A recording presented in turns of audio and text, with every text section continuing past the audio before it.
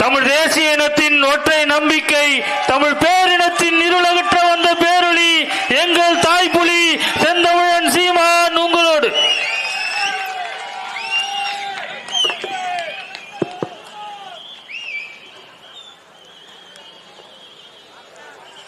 எங்களின்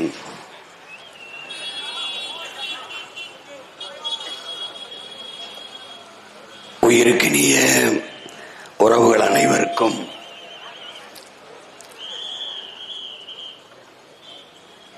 இங்கே ஈரோடு கிழக்கு இடைத்தேர்தல் களத்தில்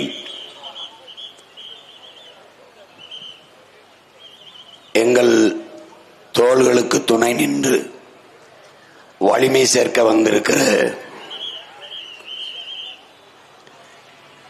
என் உயிருக்கினிய தம்பி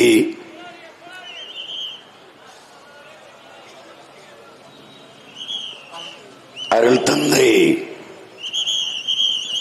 சியோன் செல்லமுத்து அவர்களே, போற்றுதற்கும் வணக்கத்திற்கும் உரிய பேராயர் சாம் இயேசுதாஸ் அவர்களே, புரட்சிகர அரசியல் மாறுதலை என் தாய் நிலத்தில் உருவாக்க துடிக்கும்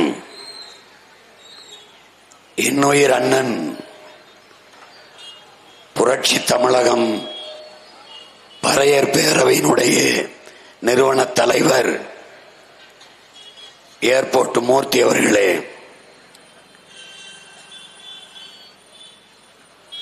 தமிழ் தேசிய செயற்பாட்டாளர்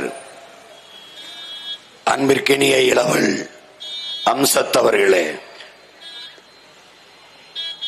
இன உணர்வோடும் மான உணர்வோடும் இங்கே கூடி அமர்ந்து நிற்கிற என் உயிர் சொந்தங்களே, உங்கள் அனைவருக்கும் என்னுடைய அன்பும் வணக்கமும்.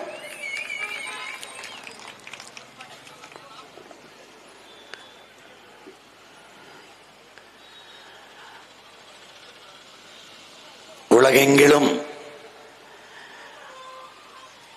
உரிமையை இழந்து அடிமைப்படுத்தப்பட்ட இனங்கள் தங்களின் உரிமை மீட்சிக்காக, பாதுகாப்பான நல்வாழ்விற்காக அரசியல் புரட்சி ஆயுதமேந்திய கிளர்ச்சி செய்து விடுதலை பெற்றிருப்பது வரலாறு. அதைப் போலவே நீண்ட காலமாக எமது நிலத்தில் நாங்கள் எங்கள் உரிமைகளை இழந்து, உடைமைகளையும் இழந்து, இறுதியாக உயிரையும் இழக்கிற இழிநிலைக்கு தள்ளப்பட்டு நிற்கிறோம்.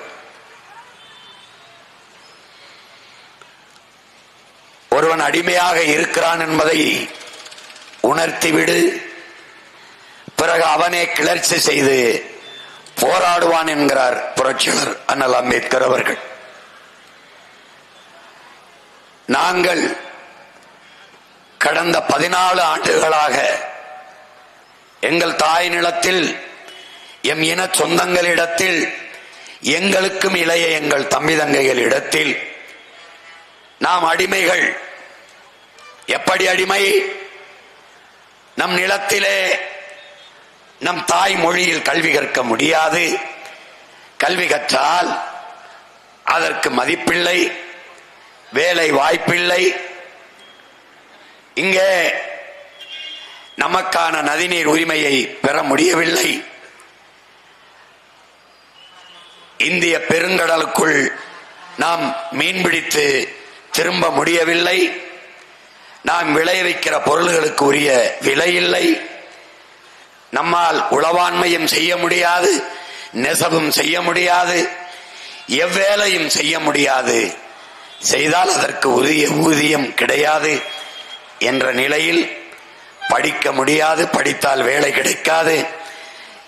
என்ற நிலையில் வீழ்த்தப்பட்ட ஒரு இனத்தின் மக்கள் இழந்த உரிமையை மீட்டு இருக்கிற உரிமையை காக்க நமக்கென்று இருக்கிற இறுதி வாய்ப்பு அரசியல் விடுதலைதான், அதிகார வலிமைதான் என்று தொடர்ச்சியாக பேசி பேசி இங்கே என்னுடைய அண்ணன் ஏர்போர்ட் மூர்த்தி அவர்கள் குறிப்பிட்டது போல எளிய பிள்ளைகள் நாங்கள் தன்மானமிக்க இனமானமிக்க என்னுயிர் சொந்தங்களின் 36 லட்சம் மதிப்புமிக்க வாக்குகளை பெற்று இன்றைக்கு 3வது பெரிய அரசியல் கட்சியாக இந்திய தேர்தல் ஆணையத்தால் அங்கீகரிக்கப்பட்டு நிற்கிறோம் என்றால் இது வரலாற்றில் ஒரு புரட்சிகர மாறுதல்.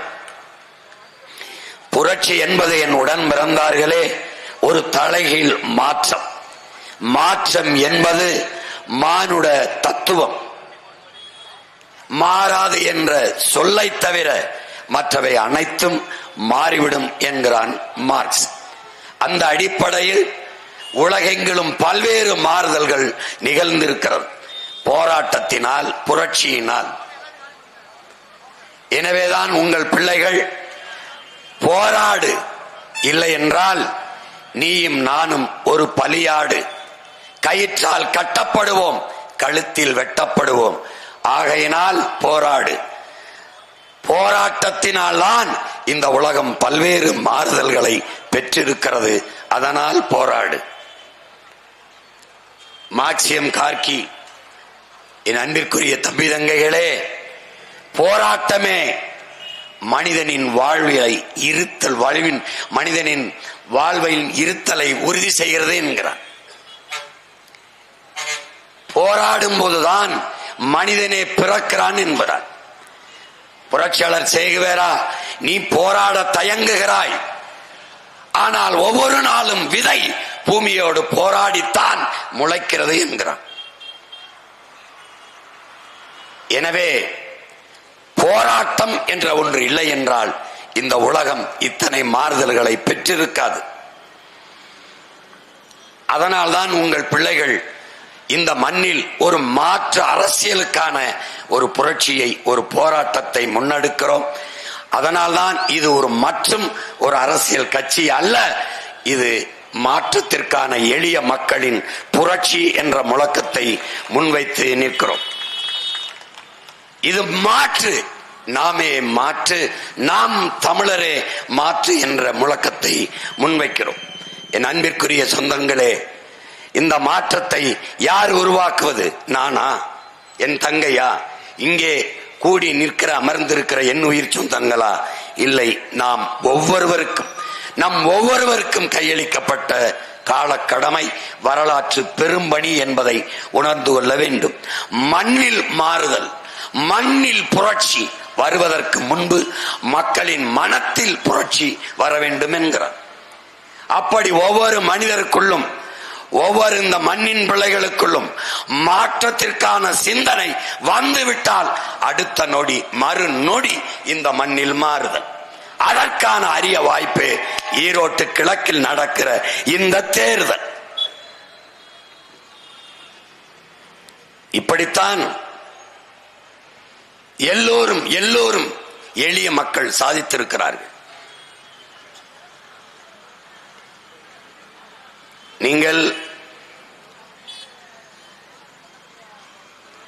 இங்கே பேசிய என்னுடைய அண்ணன் ஏர்போர்ட் மூர்த்தி அவர்கள், என்னுடைய தம்பிமார்கள் எல்லாம் குறிப்பிட்டார்கள். எந்த துணிவில், கொஞ்சம் கூட பயமில்லாமல் இந்த தேர்தலை நாம் தமிழர் கட்சி பிள்ளைகள் ஒரு பெண்மகளை நிறுத்தி எதிர்கொள்கிறார்கள் என்று. தமிழர் என்ற ஒரு இனம் உண்டு, தனித்தே அவருக்கு ஒரு குணம் உண்டு. அமிழ்தம் அவரது மொழியாம், அன்பே அவரது வழியாம் என்று நம்முடைய தாத்தா நாமக்கல் கவிஞர் ராமலிங்கம் பிள்ளை பாடினார்.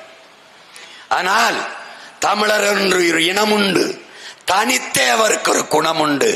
மானமும் வீரமும் அறமும் அவர் உயிர் என்று உலகத்திற்கு காட்டிய ஒப்பற்ற புரட்சியாளன் எங்கள் உயிர் தலைவன் மேதகுவே பிரபாகரன் அவருடைய பிள்ளைகள். அஞ்சுவதும் அடிபணிவதும் தமிழன் பரம்பரைக்கே கிடையாது என்று அவன் போதித்த அந்த புரட்சி மொழிக்கேற்ப பயம் என்பது என் பரம்பரை ரத்தத்திலே கிடையாது. அதனால் துணிந்து நிற்கிறோம். அறிவார்ந்த பெருமக்களே, கூட்டத்தில் நிற்பவனுக்கு வீரமோ துணிவோ தேவையில்லை. தனித்து நிற்பவனுக்குத்தான் வீரமும் துணிவும் தேவைப்படுகிறது.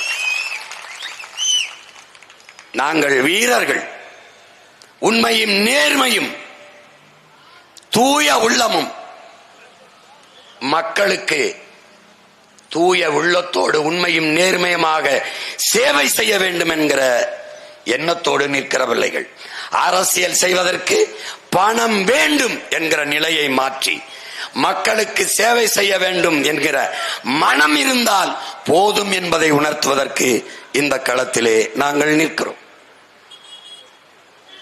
உலகம் முழுமைக்கும் இருக்கிற புரட்சிகர வழிகள், பாதைகள், மொழிகள் நமக்கு கற்பிப்பதென்ன? எளிதில் வென்றவனினுடைய இதயம் மலரிலும் மென்மையாக இருக்கும். தோற்று தோற்று தோற்று வென்றவனுடைய இதயம் இரும்பினும் வலிமையாக, கனமாக, உறுதியாக இருக்கும் என்கிறான்.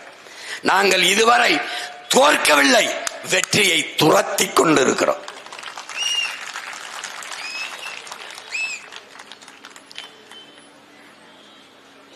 ஒரு நாள் அந்த வெற்றி எங்களுக்கு கிட்டும். அந்த நாள் பிப்ரவரி 8ஆம் தேதி. ஏன் 8ஆம் தேதி இல்லது? 8ஆம் தேதி இது நடக்கக்கூடாது. இதெல்லாம் சாத்தியமா? இதெல்லாம் சாத்தியமா? எது ஒன்றும் சாத்தியத்திலிருந்து பிறந்ததில்லை என் சொந்தங்களே, தேவையிலிருந்துதான் பிறந்திருக்கிறது. இந்த அரசியல் தேவையா தேவையில்லையா? அதுதான் உங்களுக்கு முன்னால் உங்கள் பிள்ளைகள் வைக்கிற கேள்வி. இங்கே தலைவர்கள், தொண்டர்கள் அப்படி யாராவது இருக்கிறோமா? இல்லை. உங்கள் பிள்ளைகள் வந்திருக்கிறோம். உங்களிடம் இருந்தே உங்களுக்காக வந்திருக்கிறோம். எம் மக்களிடம் இருந்து மக்களுக்கான வந்த பிள்ளைகள். நாங்கள் மகத்தான அரசியல் ஆற்றலாக மாறி நிற்கிறோம். நாங்கள் கையேந்தி வாக்கு கேட்பது யாரிடத்தில்? எங்கள் பெற்றோர்களிடத்தில், எங்கள் உடன் பிறந்தார்களிடத்தில், இந்த மண்ணின் மக்களிடத்தில், தன்மானமிக்க தமிழ் பேரினத்தில், அவர்களிடத்தில் எங்களுக்கான வாக்கை கேட்கிறோம். காரணம், நானும் என் தங்கையும் என் உடன் பிறந்தார்களும் இந்த முச்சந்தில் நின்று கத்திக்கொண்டிருக்கிற நிலைமை எங்களுக்கும் பின்னாடி வருகிற எங்கள் பிள்ளைகளுக்கு இருக்கக்கூடாது என்பதற்காக. எங்கள் முன்னவர்கள் கையளித்து விட்டு போன இந்த அடிமை நிலை, இந்த இழிநிலை, இந்த வறுமை நிலை, ஏழ்மை நிலை, 1000-500க்கு கையேந்துகிற இந்த கேடுகட்ட நிலை, உரிமையை இழந்து சொந்த நிலத்திலே அடிமையாக வாழ்கிற இந்த இழிநிலை இன்னொரு என் இனப்பிள்ளைக்கு இல்லாது ஒழிய வேண்டும் என்பதற்காக முச்சந்தியில் நின்று மூச்சு முட்ட கத்திக்கொண்டு உங்கள் பிள்ளைகள் நிற்கிறோம்.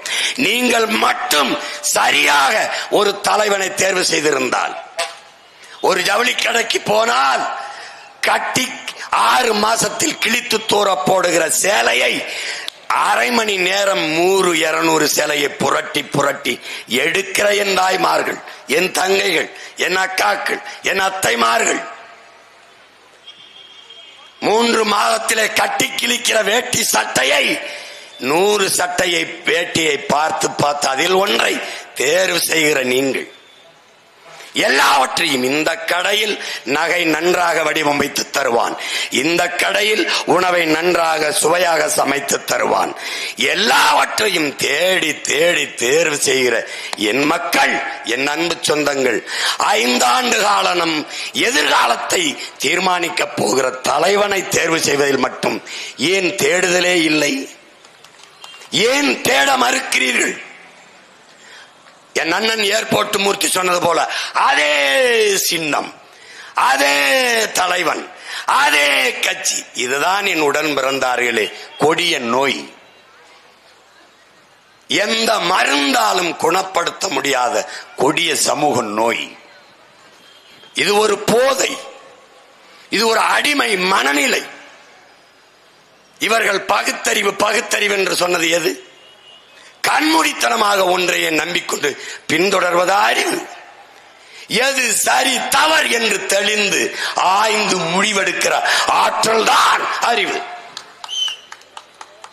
அதானே எப்பொருள் யார் யார் வாய் கேட்பினும் அப்பொருள் மெய்ப்பொருள் காண்பது அறிவு. எத்தனை ஆயிரம் ஆண்டுகளுக்கும் நம் இனம் முன்னோன் வள்ளுவ பெருமகனார் பாடியிருக்கான். யாருக்கு? நமக்கு தான்.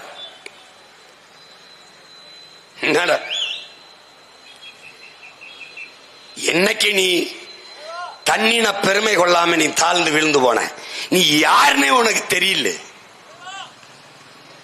உனக்கு மொழி பற்று, இனப்பற்று, இன பெருமை இல்லாது நீ வீழ்ந்து போன வந்தவன்ட்டால் நாட்டை கொடுத்துட்டு 4-3 சீட்டுக்கு நின்று நாதியற்று போன.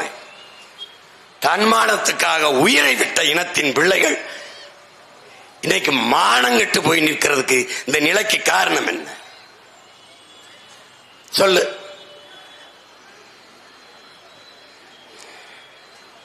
இன்னும் உங்க பெரியார் வந்து போதிச்சாருன்ட்டு நம்மள இன்னும் வாதிச்சுக்கிட்டு இருக்கான், வதச்சுக்கிட்டு இருக்கான். மழித்தலும் நீட்டலும் வேண்டாம், உலகம் பழித்தது ஒழித்து விடும். இதன் பொருள் என்ன? டேய், நீ முடிய வளர்க்க வேணாம், சிறக்க வேணாம்டா. இந்த உலகம் பழித்தது, இந்த சமூகம், இந்த உலகம் சொல்லி வச்சிருக்கா, இது கெட்டது செய்யாத, இது தீயது செய்யாத. உலகம் பழித்து வைத்தவற்றை செய்யாது இருந்துட்டால் நீ முடிய வளர்க்க வேணாம், சிறக்க வேணாம்னா இதை விட என்னடா சீர்திருத்தம், இதை விட என்னடா இறை மறுப்பு இருக்கு? தெய்வத்தால் ஆகாதெனினும் முயற்சிதன் மெய்வருத்த கூலி வரும், மெய்வருத்த கூலி தரும் பாடிட்டான். இறந்தும் உயிர் வாழ்தல் வேண்டின் பாரந்து கடுக உலகையற்றி அன்றான். பிச்சை எடுத்துத்தான் வாழணும். இறந்தும் உயிர் வாழ்தல் வேண்டின் பிச்சை எடுத்தான் வாழணும்னு ஒருத்தன் தலையில எழுதியிருப்பானால் பறந்து கெடுக உலகை ஏற்றான். அடிச்சு நோர்குடா, அப்படி ஒரு கடவுளை வேணாம்ன்றான். இதை விடவாடா போதிச்சிட்டான் அவங்க. பிறப்பு ஒக்கும் எல்லா உயிருக்கும் இங்க விட சமத்துவம் இருக்கா? முற்போக்கு இருக்கா? பாக துண்டு பல் உயிர்கள் ஓம்புக, இதை விட பொது உடைமை சிந்தனை இருக்கா? யாதும் ஊரே யாவரும் கேளீர், அதை விட சமத்துவம் சகோதரத்துவம். உலகம் சமநிலை பெற வேண்டும், உயர்வு தாழ்வில்லா நிலை வேண்டும், இதை விட பொது உடைமை சகோதரத்துவம் சமத்துவம் கருத்தில் உண்டா? எல்லாம் முன் உண்ணவர்கள். ஏன் நீ படிக்கல? உள்ளூர் மாடு வில போகாது. இப்ப சீமானை ஏன் மதிக்கிறது இல்ல? நம்ம வயதானே இந்த. இதே நானே ஒரு இந்திக்காரனாவோ, ஒரு ஆந்திராவில இருந்து, கர்நாடகாவில இருந்து, கேரளாவில இருந்து, பீகார்ல இருந்து வந்தவன் வச்சுக்க, இந்நேரம் 10 வருஷத்துக்கு முன்னாடி என்னை முதலமைச்சர் ஆக்கியிருப்பேன். உனக்கு ஒரு நோய் இருக்கு. தன்னிடத்தில் இருப்பதை விட பிறரிடத்தில் இருப்பது உயர்ந்தது. உன்னோட நோய் பெரிய நோய். நானும் 15 வருஷமா துவைச்சு காயப்பட்டு பாக்குறேன். மறுபடியும் அதே ஆளுக்க ஓட்டிக்கிட்டு வரேன். உனக்கு ஒரு பழமொழி, இக்கரைக்கு அக்கறை பச்சை, அதுல தாண்டா நீ செத்து போன. வெள்ளக்காரன் all the glitters is not gold, மின்னுவதெல்லாம் பொண்ணு அல்ல அவன். இவன் இக்கரைக்கு அக்கறை பச்சை. இவன் நிக்கிறது பச்சைதான், ஆனா அந்த பச்சையா தெரியுதே. அதனால இவனுக்கு என்ன? இவன் மொழியை விட அடுத்தவன் மொழி அறிவு. இவன் உணவை விட அடுத்தவன் உணவு சுவை. எல்லாமே தன்னிடத்தில் இருப்பதை விட பிறரிடத்தில் இருப்பது உயர்ந்தது என்கிற இழி சிந்தனை விழுந்தான் தமிழ். இப்போ உங்க பிள்ளைகள் வந்து என்ன சொல்றான்? இக்கரைக்கு அக்கறை பச்சை இல்லை, எக்கரைக்கும் இக்கரையே பச்சை. புரியுதில்ல? ஆங்கிலம் அறிவல்ல, ஒரு மொழி. வெள்ளை அழகல்ல, ஒரு நிறம்.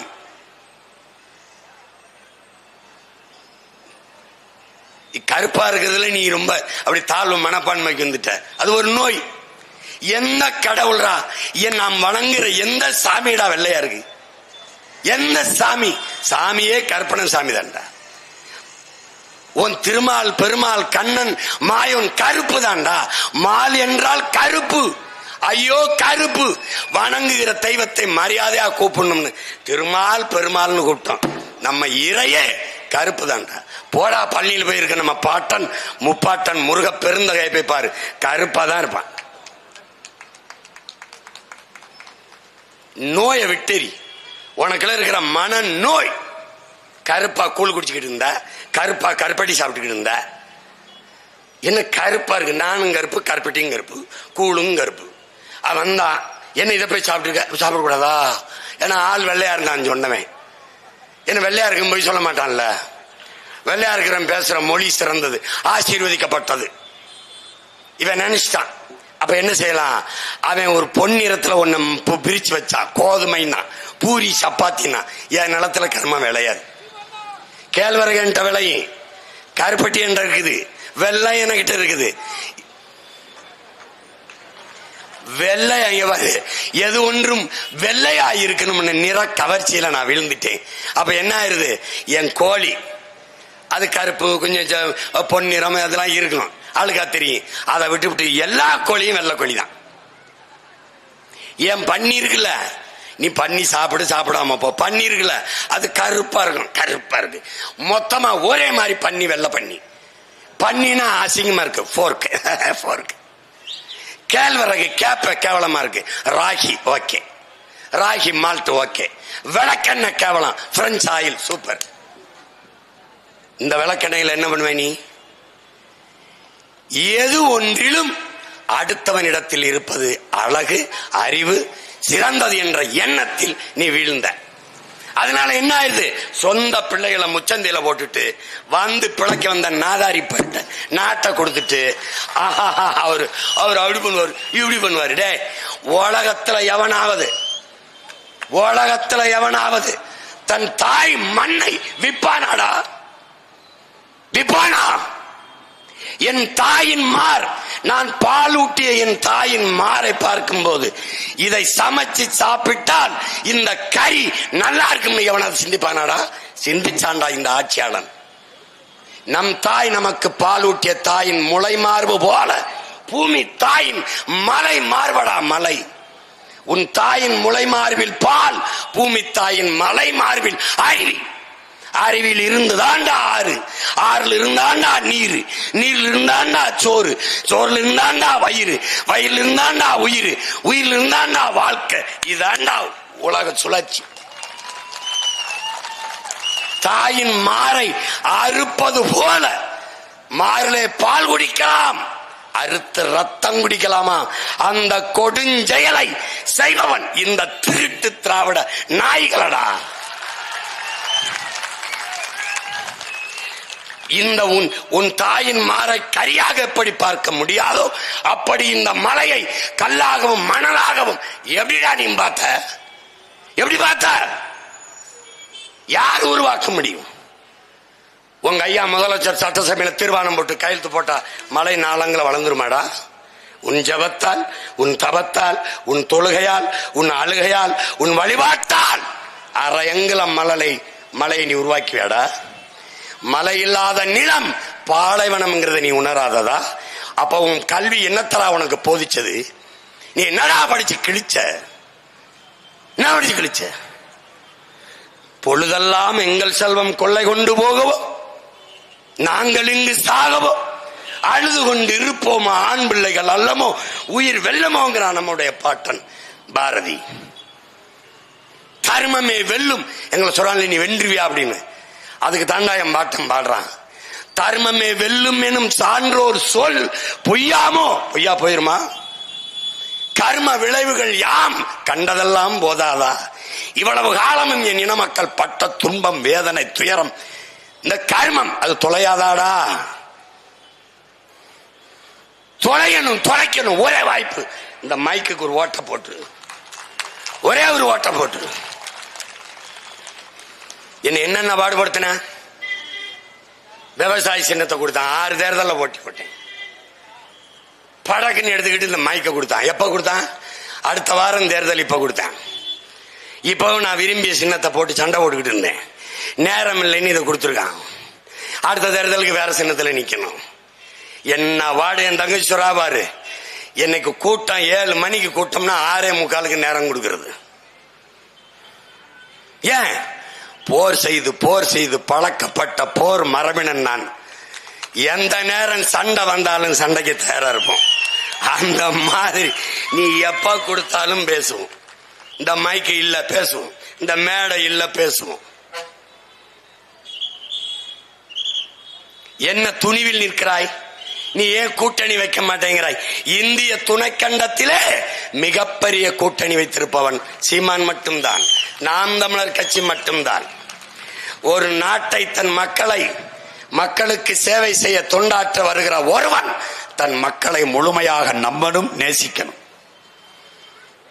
உங்கள் பிள்ளைகள் நாங்கள் எங்கள் மக்களை முழுமையாக நம்புகிறோம், நேசிக்கிறோம். அதனால் 8 கோடி மக்களோடு இணைந்து என் மக்களுக்காக இந்த தேர்தலை சந்திக்கிறோம். இதுதான் மாற்று, இதுதான் மாற்றம். என்ன செய்து விட்டார்கள் சீமானும் அவன் பிள்ளைகளும் அவன் தங்கைகளும் தம்பிகளும்? ஓட்டுக்கு காசு கொடுக்காமல் 36 லட்சம் வாக்கை பெற முடியும் என்று காட்டியிருக்கிறார்கள். அதிகாரத்தில் இல்லாமலே எங்கே பேனா சிலையை நீ கட்டிப்பார்.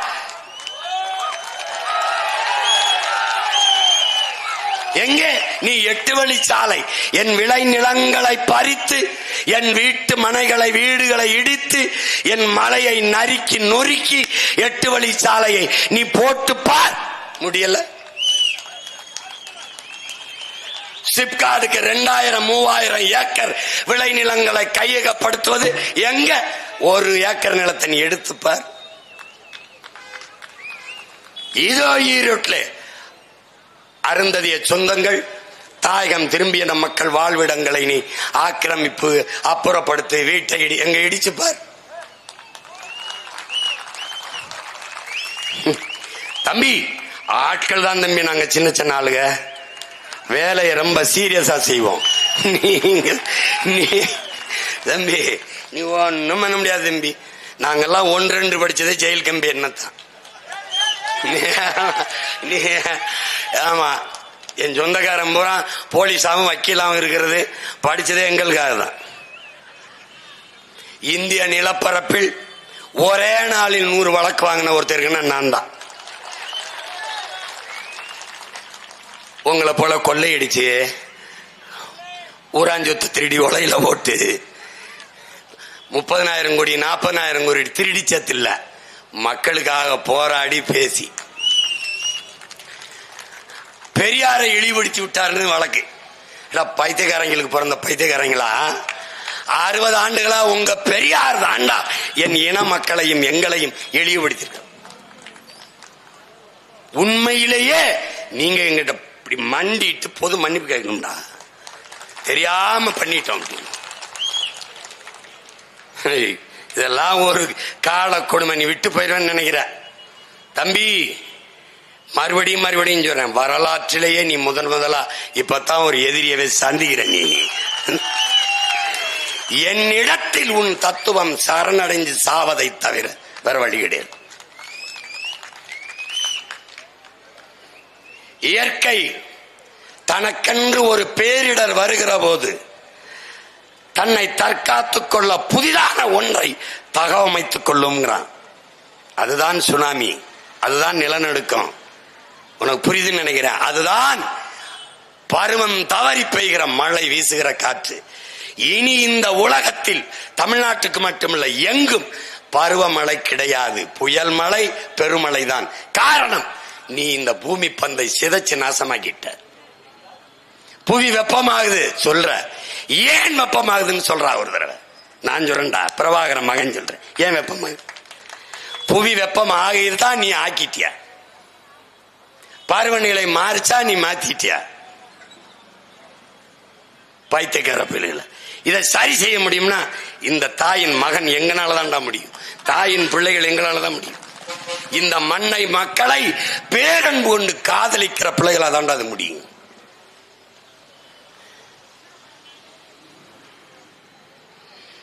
அப்ப ஒரு தகவமைத்துக் கொள்வது போல 50,000 ஆண்டுகளுக்கு மூத்த தமிழ் தேசிய இனத்தின் மக்கள் சிதைந்து சிதைந்து அழிந்து கொண்டு போகிற போது இந்த பூமியை ரட்சிக்க மீட்க இறைமகன் இயேசு வந்தது போல எல்லாம் அல்ல ஏக இறைவன் அளவற்ற அருளாளன் அல்லாஹ் அவர்கள் தன்னுடைய தூதராக ஸல்லல்லாஹு அலைஹி வஸல்லம் அவர்களை இந்த பூமிக்கு அனுப்பி வைத்தது போல எங்கெங்கு அநீதி நடக்கிறதோ அங்கெல்லாம் நான் அவதாரம் எடுத்து வருவேன் என்று எங்களுடைய மாயவன் உங்களுடைய கிருஷ்ண பரமாத்மா சொன்னது போல தமிழ் பேரினம் மொழி சிதைந்து கலை இலக்கிய பண்பாடு சிதைந்து மானம் அழிந்து அழிவின் விளிம்பிற்கு போகும்போது என் அன்னை தமிழ் தாய் வரலாற்றின் வயிற்றிலிருந்து பெற்றால் ஒரு மகனை அவன்தானடா எங்கள் உயிர் தலைவன் மேதகவே பிரபாகரன். அவன் சொன்னான், உலகெங்கிலும் பரவி 13 கோடி தமிழ் தேசியர்கள் தமிழின மக்கள் வாழ்ந்த போதிலும் தமிழ் ஈழ நாட்டில்தான் தமிழின மக்களின் ஆன்மா விழித்துக் கொண்டதுங்கிறான். எப்படி விழிப்பு? நாம் அடிமையாக வாழ்கிறோம். நாம் உரிமை இழந்து கட்டுண்டு அடிமையாக வாழ்கிறோம். என்ன செய்யலாம்? அடிமையாக வாழ்வதை விட சுதந்திரமாக சாவது மேலானது. அதுவும் அந்த சுதந்திரத்திற்காக சாவது மேலானது என்ற விழிப்பு தமிழ் தேசிய மக்களில் தமிழீழ நாட்டில் வாழ்ந்த மக்களுக்கு வந்தது. அதைத்தான் தமிழ் தேசிய மக்களின் ஆன்மாவின் விழிப்பு என்றார். அவர்கள் விழித்துக் கொண்டார்கள். அதனால் என் அன்பு மக்களே, சட்டசபை சீட்டுக்கோ பாராளுமன்ற சீட்டிற்கோ அந்த தலைவனின் பின்னால் செல்லவில்லை. பிறந்த நாட்டிற்காக உயிரை கொடுத்து போராட வந்தார்கள். 50,000 பேர் 5 பேரோட காட்டுக்குள் நுழைந்த தலைவனை 50,000 பேர் அவனுக்காக செத்திருக்கிறார்கள். ஒரு துப்பாக்கி வாங்க காசு இல்லாமல், ஒரு பிஸ்டல் ஒரு ரிவால்வர் வாங்க காசு இல்லாமல், அக்காவின் அவனுக்கு போட்டு மோதிரம், அப்பப்போது பள்ளிக்கூடத்துக்கு செல்லும் போது தின்பண்டம் வாங்கி கொடுக்க காசு, எல்லாவற்றையும் சேர்த்து வைத்து ஒரு துவக்கை வாங்கி தன் நாட்டின் விடுதலைக்கு புரட்சிகர விடுதலை போராட்டத்தை தொடங்கி அவன் உலகத்தின் அதிநவீன ஆயுதங்களை வைத்து அன்னை நிலத்தின் விடுதலைக்கு போராடினான்.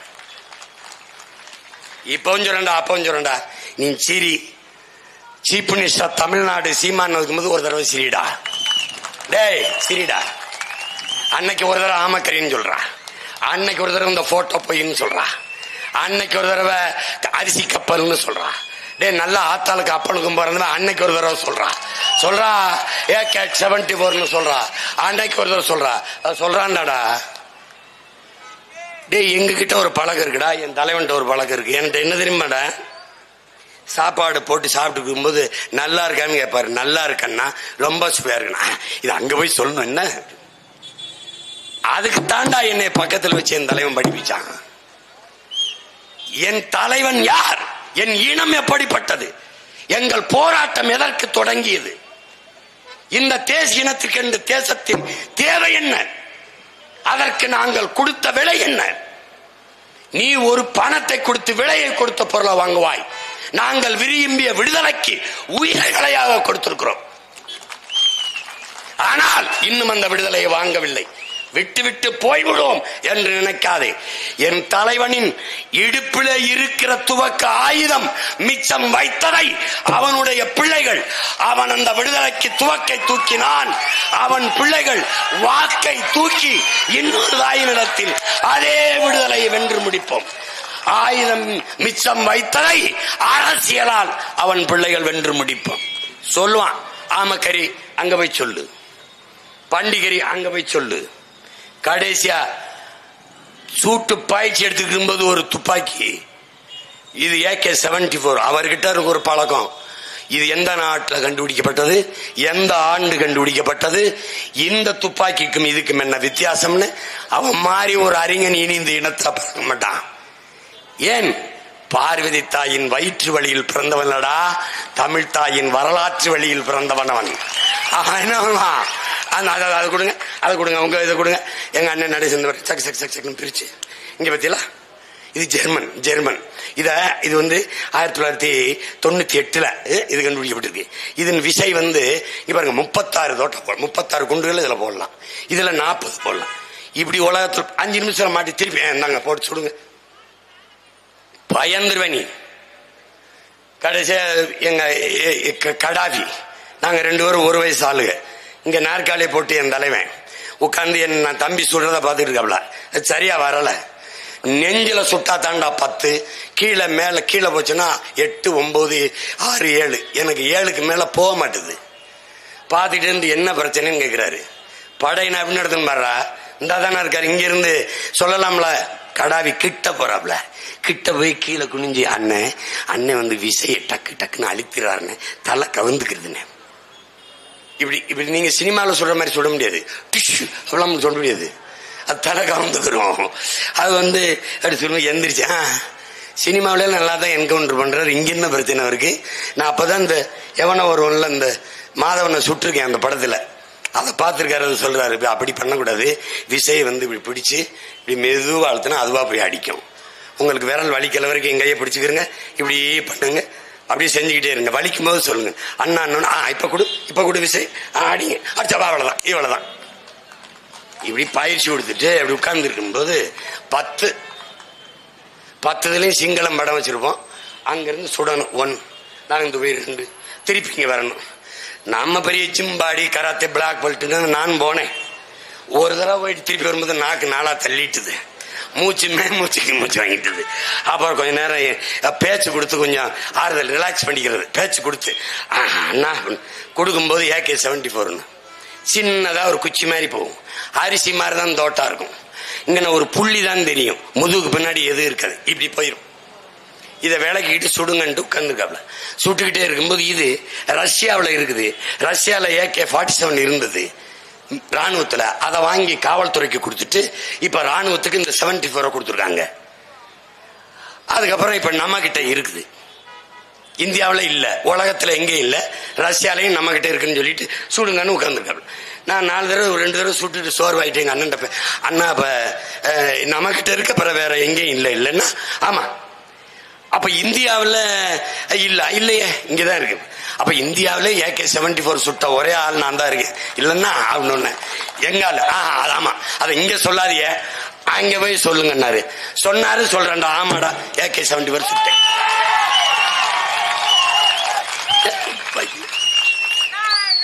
ஏடா உங்களை மாதிரி 60 வருஷமா பொய் சொல்லி புளிகி பிழைக்கிற பிச்சைக்கார பைய கூட்டத்தில் வந்தவன் நினைக்கிறேன். ஏய் போடா,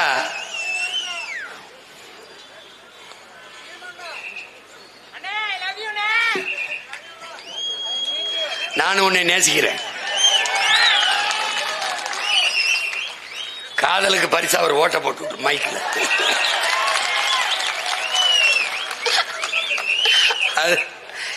இவங்க மாதிரி ஒரு கூட்டம் பொய்யா பேசி கற்பிச்சு விட்டுருவான்.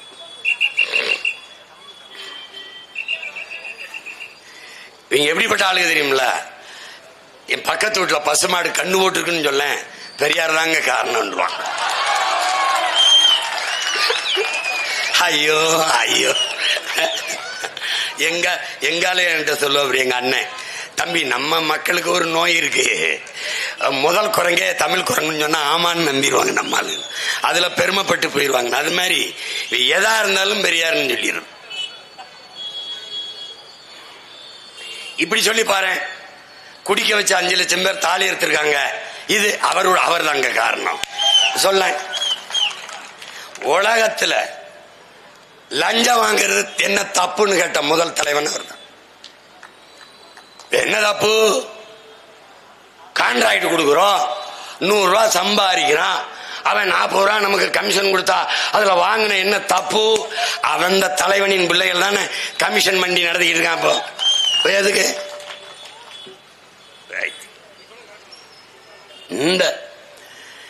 இந்த களத்தில் நிற்கிற பிள்ளைகள் அசைக்க முடியாத அழுத்தமான நம்பிக்கை.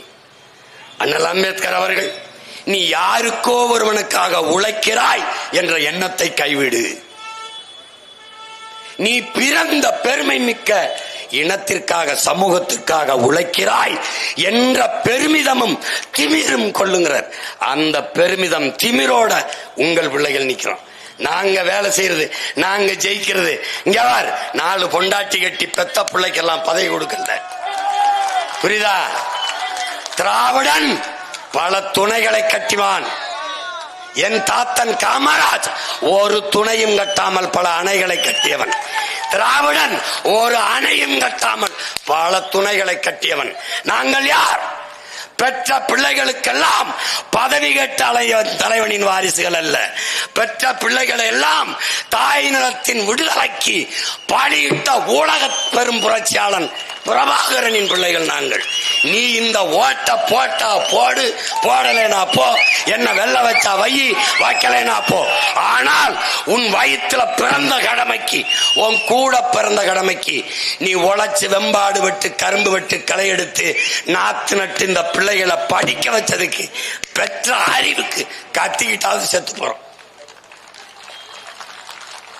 ஆனால் ஒரு நாள் வரலாறு நான் என் முன்னவர்களை பெருமையோடு திட்டுவது போல, என்ன திட்ட, என்ன எதுக்கு திட்ட? என் பாட்டா அருண்மொழி சோழனையை, அரசேந்திர சோழனையை நான் திட்டுவேன். ஏன்? நீ யாரா? நீ பைத்தியக்கரப்பல, பிச்சைக்கரப்பையில பொழுதுபோக்கு போர் செஞ்சுக்கிட்டு இருந்திருக்கா? உலகத்தில் 3வது பெரிய வல்லரசை நிறுவினியடா. இந்த முக்கா கிரவுண்ட் இடம் கூட உன் பிள்ளைகளுக்கு இல்லையடா. உலகம் பூரா கொடியேத்திட்டு வந்தியடா. இந்த கொடிய, இந்த புலி கொடிய எங்களை குடியத்தினியாடா பைத்தியக்கார பையல. உலகம் புறான் தமிழன் நாடா இருந்திருக்கமாடா நாயே. எங்களை கொண்டாந்து முட்டுச்சந்துக்களை நீத்திட்டாடா. இந்த பாரு, இங்க எங்க யாரும் வரமாட்டாங்களோ அங்க போய் பேசிக்கின்றான். டே, இந்திய பெருங்கடலடா, வங்காள விரிகுடா இல்லது, வங்க கடல் இல்லது, சோழன் லேக், சோழன் ஏரி. போய் படுறா வரலாற்றுல. இங்க பாரு, எங்க மீனவர்கள் படகு போட்டி வைக்கிற மாதிரி கப்பல் ஓட்டி விளையாண்டு தெரிஞ்சிருக்காண்டா நம்ம பாட்ட அரசேந்திர சோழன். உலக இந்தியாவின் கடற்படையின் முன்னோடி அரசேந்திர சோழன் தான். உலகத்தில் புரட்சிகர இயக்கங்களில் வான்படை கண்டவன் ஒருவனுமே கிடையாது. நம்ம பாட்டன் கடற்படை தான் கண்டான். அவன் பேரன் பிரபாகரன் தான் வான்படையும் கண்டான். அலை மாகடல் நிலம் வானில் உன் அணி மாளிகை ரதமே, அவை ஏறிடும் விதமே உனது அதிகாரம் நிறுவுவாய். தரை, கடல், வான் எல்லாவற்றிலும் அதிகாரத்தை நிறுவனான். கடல் வரைக்கும் தான் அவன் பாட்ட நிறுவிந்தான் சோழன். விண்ணிலையும் தன் அதிகாரத்தை நிறுவியவன் ஒரே தமிழ் மறவன், எங்கள் உயிர் தலைவன் மேதகுவே பிரபாகரன் அவர்கள் தான். நீ எங்க அண்ணன் ஏர்போர்ட் மூர்த்தி சொன்ன மாதிரி நீ எனக்கு ஓட்டு போட்டுத்தான் ராஜா ஆகணும். வழியே கிடையாது, வழியே கிடையாது. இங்க வர எனக்கு உன்னை விட்டா நாதி இல்ல, உனக்கு என்னை விட்டா வர நாதி கிடையாது. நீ எங்க வேணும் தம்பி, இங்க பாருங்க, ஆத்தாள் அப்பனே நடு வயல்ல முளைக்குச்சி அடிச்சு மாட்டை மேய விடுவோம் பாரு. அது எல்லா இடத்துலயும் மேய்ஞ்சிட்டு முளைக்குச்சி எங்க இருக்க வந்து படுக்கும். அது மாதிரி உங்களை நீங்க எந்த கட்சிக்கும் ஓட்டு போடு, எவனையும் கொண்டாடு, கடைசிக்கு நீ பெத்த இந்த மைண்ட் தான் வந்து நிக்கணும். நான் உன்ட்ட என்ன கேட்கிறேன், உன்னுக்கு முன்னாடி கைகட்டி நின்னு உன் குறையை கேட்கிற இடத்தில் வைத்திருக்கிறாய் இந்த பிள்ளைகளை. உன் குறையை தீர்க்கிற இடத்துக்கு கொண்டு போ.